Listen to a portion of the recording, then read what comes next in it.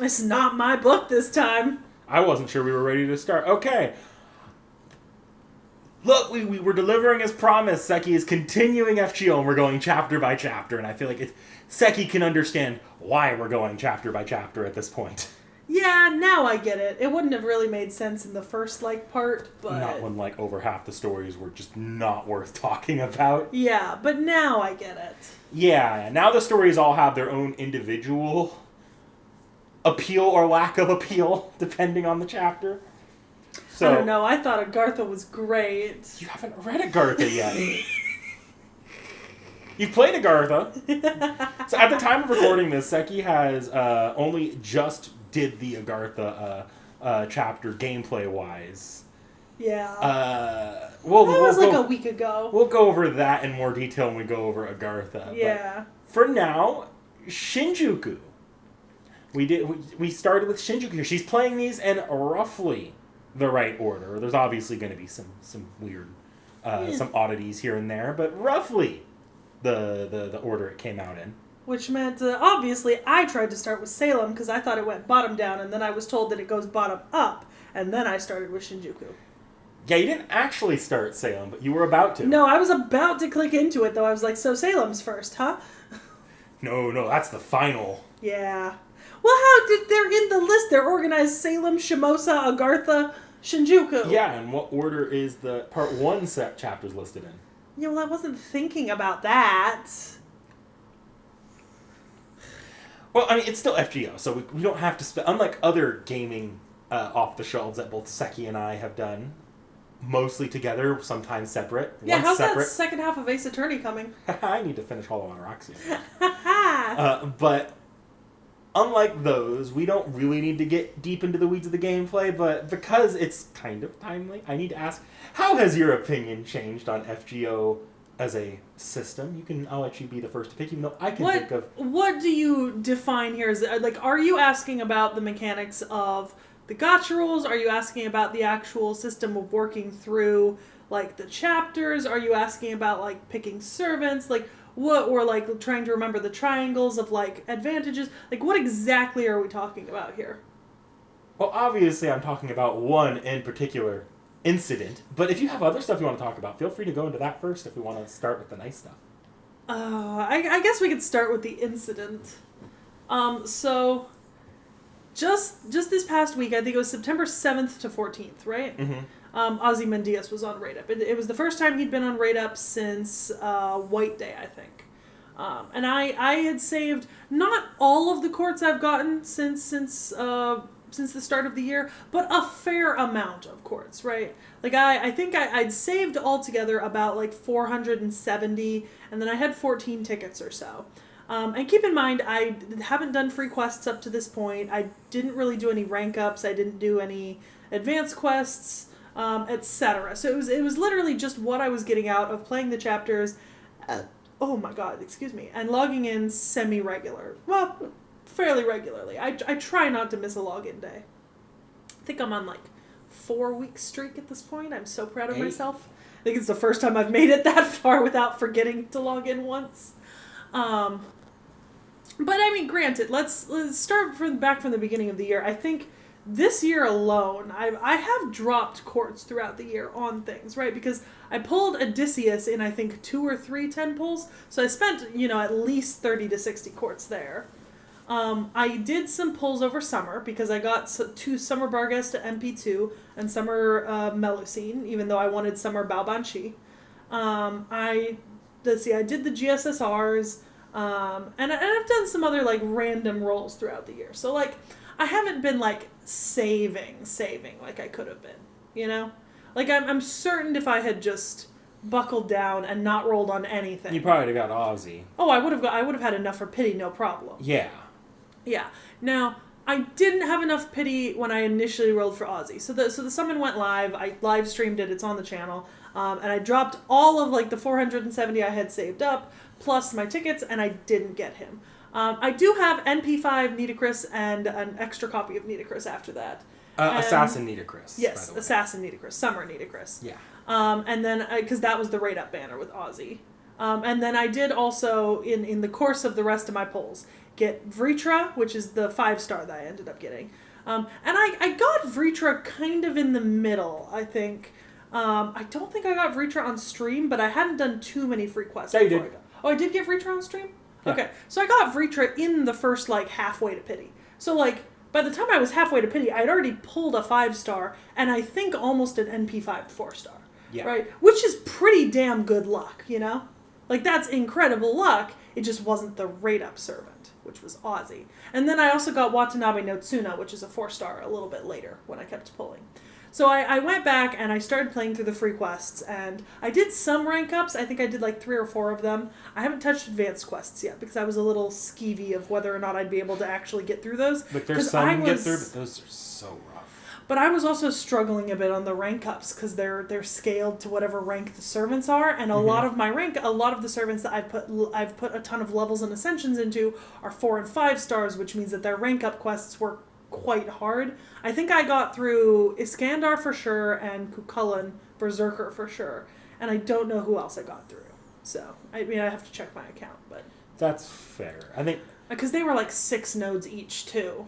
It's easy to forget how difficult some of these fights end up being if you don't have a solid 3-turn setup. Once you have a solid 3-turn setup, everything like crumples. And I don't currently have a solid 3-turn setup, so like point blank period, I just don't. Yeah. And granted, I got some good stuff at the GSSR because I got Domon and I got Ketz and I got Summer Ushi because I tried to roll for Tyra and I got Summer Ushi instead, which is fine. I like Summer Ushi. I also got Lambda. Yes. Yeah, Meltrillis. I got Summer Meltrillis. Penguins. Which I wanted, so I was super happy about getting. So I think over the course of this year, I've actually had quite good luck in my polls. Let's be real here. Like, I have had stunningly good luck in my polls this year. I can't remember if I got Iskandar this year or last year. But I've also gotten Iskandar in the last, like, calendar year, I think, from right now. And then obvious I got on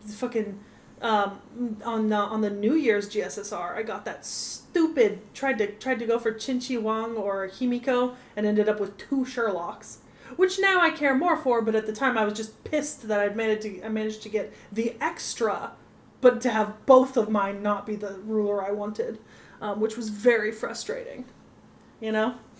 So I don't love the pity system, right?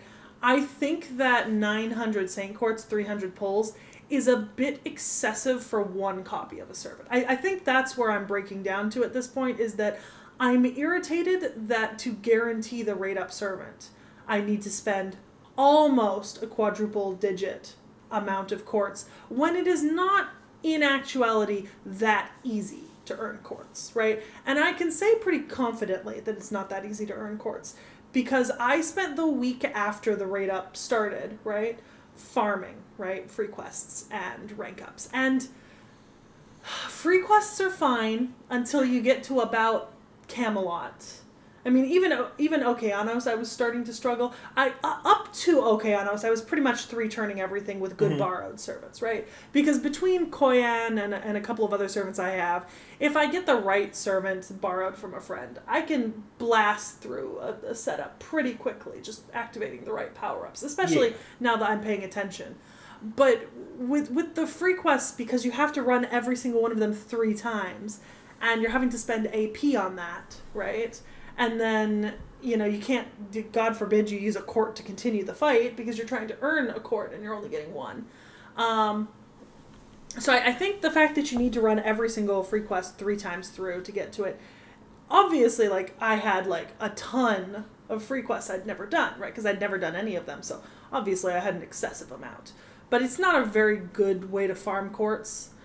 With the exception of the fact that every 10 free quests you do, you get an additional 10 courts. So technically you're getting 2 court per free quest, which is not awful for running something 3 times through until you start getting to, like, Babylonia, well, that's Camelot. when HP starts spiking on these free quests. And it's really expensive to do them. I can even say some of the earliest 3-turn setups back in the pre-quick and quick meta, that's where you start having a harder time 3-turning fights unless you have really, really good, like, high NP copies on your looper. Yeah, so it was actually painful to farm free quests. And granted, that was basically the easiest way I had of farming things because I didn't have enough rank ups to make up the difference.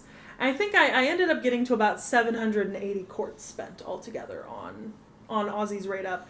But I think what breaks down for me is that I don't much care for the pity system because I think if you haven't gotten a rate up servant by the time you've sunk like 150 pulls into it, it's not worth going for pity.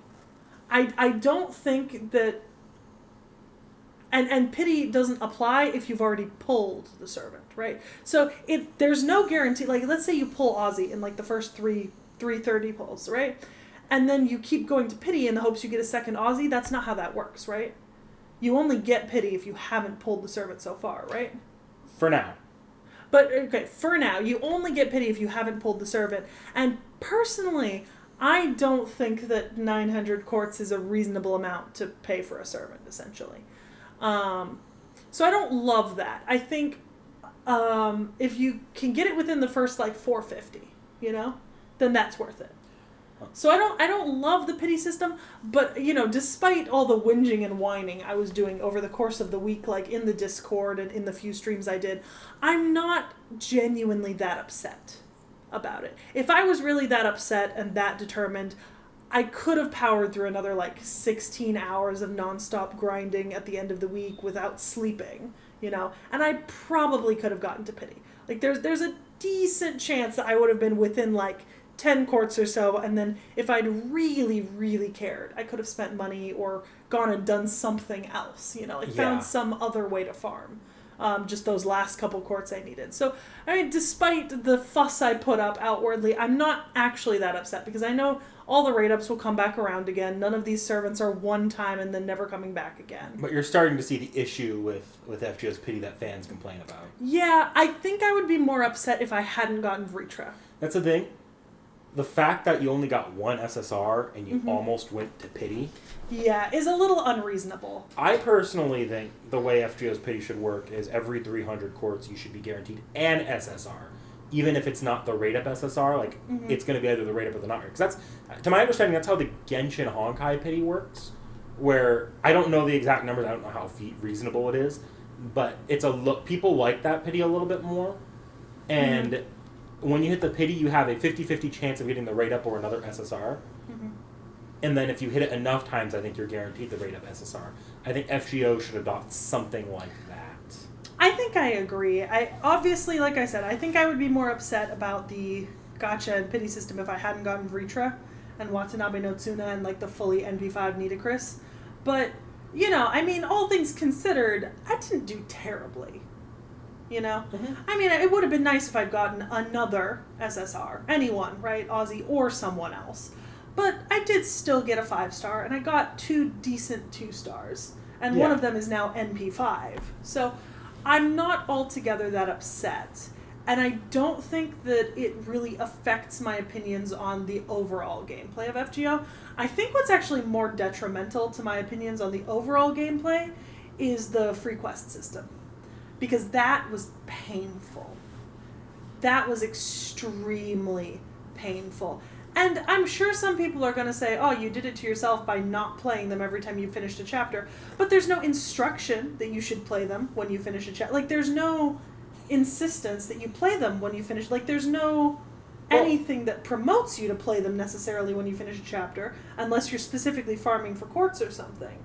And if you're just trying to play through the story to get caught up, which is what I'm essentially doing, or attempting to get caught up, you don't think to go back and invest literally hours and hours and hours into farming those fucking free quests.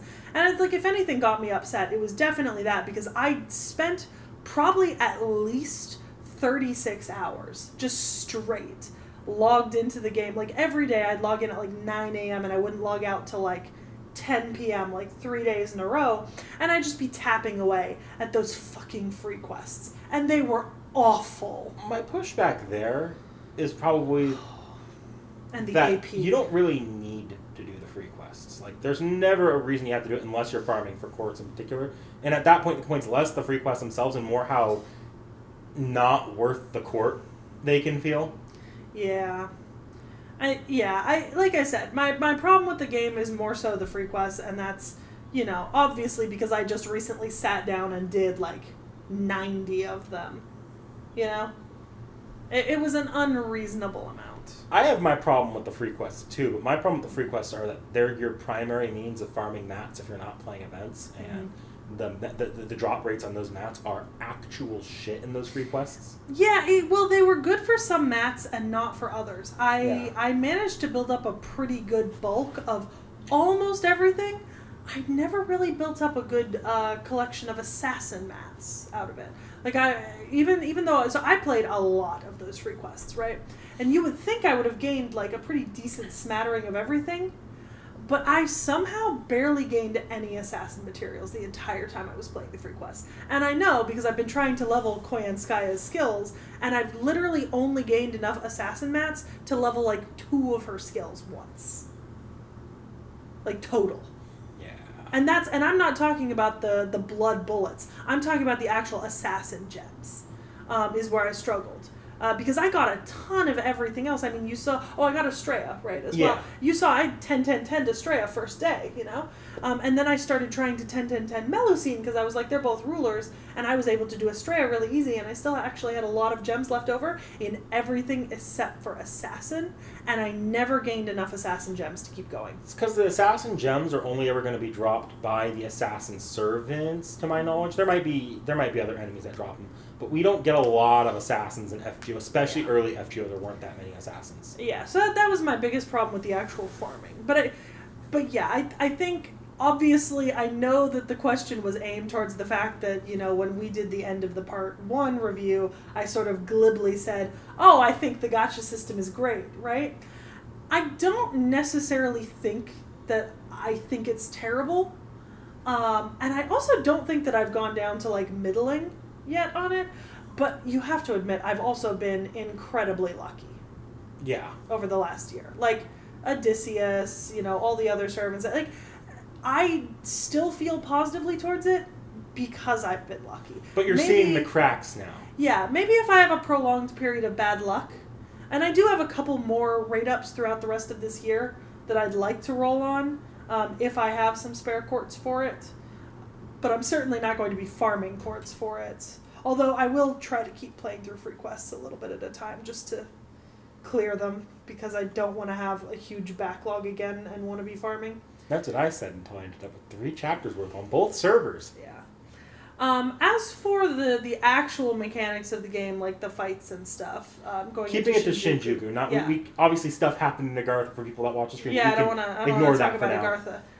Shinjuku was relatively simple for me. I mean, I think the only times I had issues were when they gave me like a question mark class and then it popped out something like an Avenger or a Beast, and I didn't know it was going to pop out an Avenger, so I didn't grab the right servant to combat it. But I mean, you just click out of the fight and go back in, or you try to tank it. It's not an incredibly hard sell. I think the question mark quests are bullshit, especially when you have to pay full AP costs when a chapter is new. Yeah. It's like, oh, well, great. Unless I used a guide, how was I supposed to know how to even start trying to prepare for this fight? Yeah. So I mean, obviously for me, because I was streaming it, I was able to ask chat sometimes, and then I also just didn't care that much because I wasn't really paying any AP for it. Yeah, you had. I think you were even in a free AP period when you played Shinjuku. I've been in a free AP period all through Part 1, and now Shinjuku. I have not had to pay AP for a mainline quest until I started doing free quests, which was why it hurt so much when I started doing free quests, to be paying that much when I got to some of the more expensive nodes. I could see how that would be incredibly frustrating if you were playing something new out, because some of those, even some of those ones in Camelot were 21 AP per time. I have to play it 3 times through. That's 63. My total gauge is only 127, so that's half my gauge for 1 court. Oof. And some of those nodes are longer. The drop rates are not good enough for those AP costs to be so high. No. Either and it's so inefficient for quartz farming, and for mat farming, it's I'm not getting enough mats out of 1 run of this to where I should only be able to do so many runs. At least with an event store, I'm like, oh, well, I'm getting the event currency, a lot of the event currency, and I can go into any mat I want in that shop. Exactly. So, As for the fights, I generally enjoyed most of Shinjuku. I think there weren't really a whole lot of challenging fights in Shinjuku, and the few that there were specifically like Avenger fights and stuff that were actually pretty. Like once I knew that it was an Avenger fight, I have that little diagram that sits in front of my screen, so I know what classes to grab. I think once I know what something is. Shinjuku is hilariously power correct because like Avenger of Shinjuku is supposed to be like the big headline fight of that chapter in terms of like difficulty. But you know what this chapter dropped before? What? Seraph, when the Moon Cancer class was released.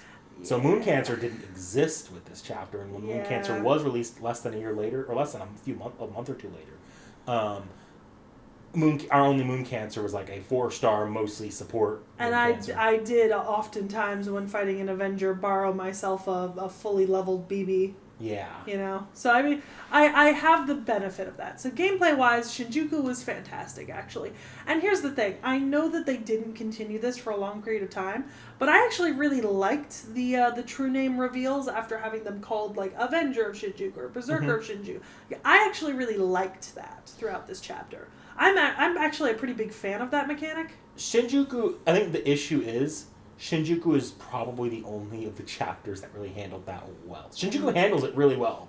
I think part of why Shinjuku handles it well is because, and I don't know how this is going to be in comparison to the other chapters once I read them, but with some of the main characters of Shinjuku being Moriarty and Sherlock, right? Mm-hmm. Shinjuku really channels a mystery-solving mood, right? And the writer of Shinjuku, I don't know who it is, but whoever wrote Shinjuku did a really good job of dropping hints, like, in lines throughout the story and letting you kind of have, like, evidence piece 1, evidence piece 2, and then a little bit of time to see if you could add them together and come up with the right answer. Especially when talking about the different servants that we didn't know the names of, you know? I mean, like, there's definitely, like, a few of them that I would have been able to guess even if I hadn't done them as Seki Reacts videos, which I appreciated because it felt like that little extra bit of interactivity to the story is that, like, oh, you have a theory on who it is, and then when you're confirmed, you go, yes, I knew it, you know, or, oh, damn it, I don't know how that happened. And obviously for me, the only one that was actually a surprise was it Yanqing? Yes. Who I still don't know, obviously. But that was the assassin of Shinjuku. Yeah. So, you know, when he got revealed, I just clicked through and ignored it. But, like, I did really like that mechanic in the game. Like, I was a big fan, and I feel like it added to the story in Shinjuku specifically. I don't know how my opinion's going to change when we go through Agartha or Shimosa or Salem. Because I assume they keep doing that through at least part 1.5? Yeah, all of 1.5 is going to do that except for Seraph and Christmas. Yeah, so I suppose it will depend how well it's written into the actual story flow. Because as just like a one-off where they just don't tell you the name and then reveal it eventually after a fight, that doesn't work for me. But as part of an interactive story where you're being given hints and stuff, that works very well for me. And also, I mean, obviously, as I mentioned it briefly earlier, but I'll elaborate, Shinjuku really does feel like a mystery story. Like a whodunit, howdunit, you know, where done it, when done it, sort of thing where you're actively... It feels like... I think it's the first time that I felt like in the game, me and the character I'm playing are on the same level footing of, like, thinking and trying to figure things out. Well, I personally think 1.5, and you see it in Shinjuku already, does make more of an effort to make the main character actually have things to do in the story. In part 1, we spent a lot of time like with Mash primarily as the mover of the story as a protagonist. Mm-hmm. I think part 1.5, taking away Mash, allowed them to have the main character just in that center spotlight a lot more. So, like, Shinjuku, sticking with Shinjuku here, you get a lot more of Moriarty and the main character's relationship, fleshed out in Shinjuku because of that. Mm-hmm. Yeah. I definitely agree on that. And I think the other thing is, Shinjuku has a relatively small cast. So we really only have the Shinjuku set and then, like, one or two extra outside of that. Mm-hmm. So it's a smaller and more condensed cast, right? Like 10 servants or less, I think. And half of them are on your side, half of them aren't. So you're not actively interacting with the ones who aren't on your side, except in an antagonistic. Which means that you really get to spend a lot of time with Altria, Jalter, Moriarty, Sherlock, and is there anyone else on our side that... Not in a serious capacity. Yeah, There's like a few late at the very end, but that's different. Yeah. But we spend a lot of time with just like 4 servants, essentially. Very small, like tight cast. And servants who have interactions with each other that have like actually driven emotion and like jokes and things that are continual, right? Like Jalter and Altria's like interactions were chef's kiss, stunning. This chapter did more for your appreciation of Altria and Jalter than anything else Fate has ever done. It genuinely has. No, it like 100% has. And I think that's the thing that for me was missing in a lot of part 1 is there were so many servants a lot of the time that you couldn't... There literally was not room in the writing of the story for them to give actual deep ongoing interactions and byplay between characters because they were trying to touch on so many different characters. Whereas here you have a very condensed cast, and so you have the actual space in the script to allow Jalter and Altria to have this ongoing antagonistic, like, ice bitch queen, you know, like insults every time that they talk to one another. You have that space in the script and story. Mm-hmm. And it doesn't feel like you're just sitting there reading a ton of extra story to get it. That's the other thing, is Shinjuku is pretty condensed. I got through it in 4 streams, so it wasn't very long. The story felt very tight and neat, right? Like, it wasn't trailing off in different places. You weren't meandering all over the place.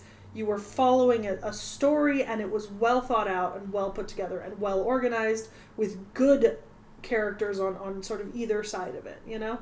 Like, everything connected to one another. It made sense. So, Cabal the Second. Yeah, Cabal the Second. That's actually like Cabal the Second is sort of our first use of a non-servant character being like used in FGO Strix. I don't think we've had like non-servant in at least like these are not playable characters and FGO kind of characters. Yeah. Cabal the Second is our first like, yeah, this is just a character in the world you just entered kind of characters. I don't think part 1 did that at all. Gilgamesh's aide Siduri? Siduri kinda, yeah. Siduri. But Babylonia was also a bit of a standout in part 1. Yeah. Yeah. So, yeah, funky things happening. But you almost cried. I think you did cry. I did scream a little bit, yeah. I was like, no! When they decided to use Cabal as the bullshit. As the bait for Avenger of Shinjuku. Yeah, I didn't cry about Cabal. Now, you're not wrong. I did cry at one point streaming it. I cried when we were talking about T.H.E and Lobo. Yes. At the end, they were talking about like the wide plains that he can never see again. You know. Oh, what a pluck at the heartstrings. You know. Fuck that author, because they also did something very similar with Jalter, and I was like, I did not need emotions in my video game. Disgusting. How dare you produce quality literature? So I guess just any characters as standouts for you this time? Jalter. I think Jalter was probably the most standout for me, and that was a combination of A, the fact that Jalter was incredibly well done, and B, the fact that I've already met Jalter, and it was building upon a character who had previously not had a lot given to them. And they make it pretty explicitly clear this is still the same Jalter character. Like, this is not... Exactly. We're not backtracking on previous characterization. I think maybe if and when I ever finish Prison Tower, Dantes will probably... I'm pretty happy about Dantes right now. Like, I liked him in this story where he's presented. I think if I finish Prison Tower, that'll probably up him in my estimations. Because I know Prison Tower is a part 1 event, so if I'd finished it, it would have given me a little bit more... Dantes Well, Dantes in his initial show off in this chapter is sort of a bait and switch, because it's not really Dantes for the majority of the time you're seeing him. Yeah. But it is playing on the idea that you read Prison Tower and that you know, that you recognize sort of the interplay between him and the Master, between Prison Tower and Solomon. Exactly. And I've only read a little bit of Prison Tower, so... Yeah, because they purposely, and this is one of the fun mystery tricks that Seki didn't catch, but they did point out directly in the story. So for people that didn't catch it, because not everyone played Prison Tower. Yeah. They purposely get rid of Dantes' verbal tics when Dantes is interacting with you, and when it's revealed it's Shock, they're like, oh, yeah, the main character already knew it wasn't Dantes because he wasn't calling the main character his what was it, accomplice, and didn't have the crazed, unhinged laugh. Yeah.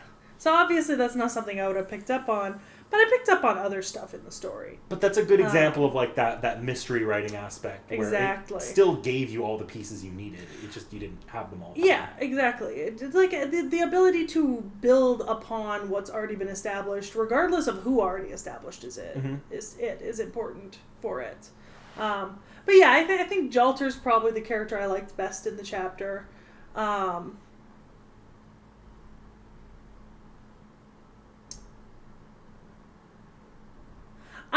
This did make me think more positively about Sherlock. I've been a little pissy about him since New Year's. Since Chen Wang? Well, because I was guaranteed one of those rulers, and I got him, and then I was like, damn it, and then they were like, sometimes you get a second SSR ruler spook. You got a second and SSR? I got a second SSR ruler spook, and I was like, oh my god, it's going to be Chen Wang, or Cha-Cha. No, or Himiko. No. Another fucking Sherlock. Oh my god. He was the character I wanted least out of the 5 available rulers. But actually making him a character, not just an exposition device like he was in Camelot, probably helped. Yeah, so I'm more positive about Sherlock. He's also joining our main cast for the rest of FGO. Exactly. So. I was never negative on Moriarty, to be honest. We hadn't met him so far, but I was never negative on him since we did the reacts, because I like James Moriarty as a character. I am still viscerally, emotionally broken and upset that Romani is not here. We'll never get over this. We'll never get over this. MASH is not a good substitute. She's fine, but she's not a good substitute. I want Romani back. Fate, I've seen you do funky things before. Do it again. Yeah. Yeah, that's kind of my opinions on the servants. Obviously I don't have much to say about Castor of Shinjuku, right? Because we barely saw Shakespeare. Oh yeah, I was like, Castor of Shinjuku. Yeah, we barely saw Shakespeare. Obviously Hessian Lobo. I already liked Hessian Lobo. And then they made me cry about Hessian Lobo. Yanqing I have no real opinion on yet because I don't know him at all. And then, honestly, Emiya Alter was pretty interesting. Okay, well. I wasn't expecting the switch around at the end, I think.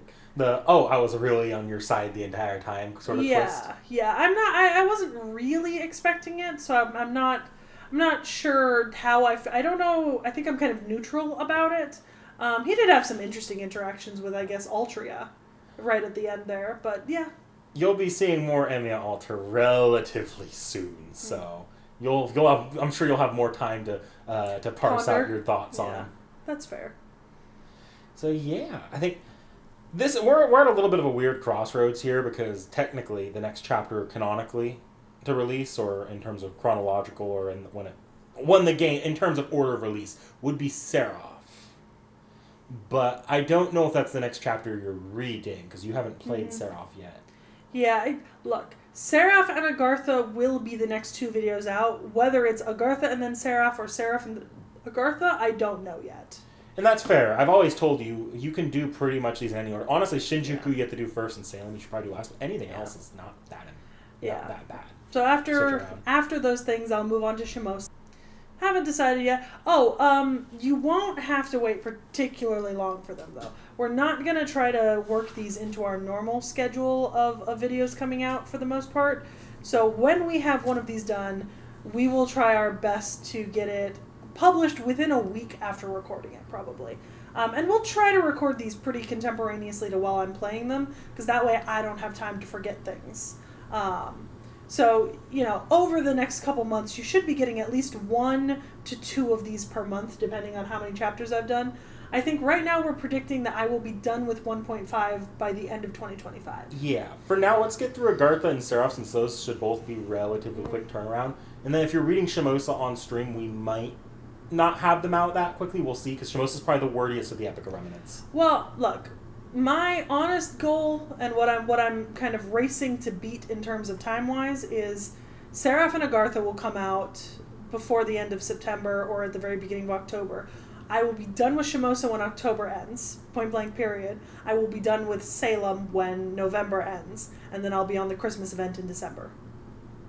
That's a fun goal. That's my time goal. So that's what you should be looking forward to in terms of how fast I'm progressing through the game, because that's what I'm thinking. I probably could, even Shinjuku probably could have been like 3 streams if I didn't faff about as much in a couple of them. Well, we're already speeding through Seraph Yeah. and Agartha pretty quickly. So. Yeah. So that's the goal. All right. Well, I think that's about all I think either of us have to say. So we'll Yep. go ahead and let you guys go. I hope you all have a good one, and we'll see you next time. Yep. Toodles.